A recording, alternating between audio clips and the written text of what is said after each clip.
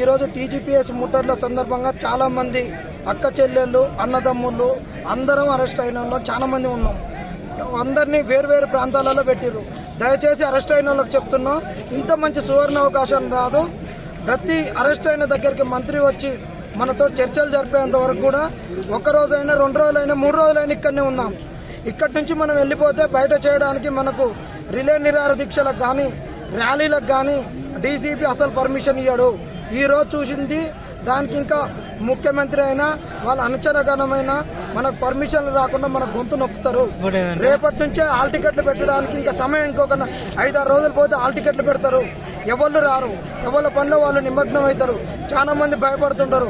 వాడు ఎగ్జామ్ పెడితే మనం ఎట్లా నిలిచుకొని ఎక్కడ అరెస్ట్ అయిన వాళ్ళు అక్కడ 2 రోజులైనా 3 రోజులైనా ఎక్కడనే ఉండాలి.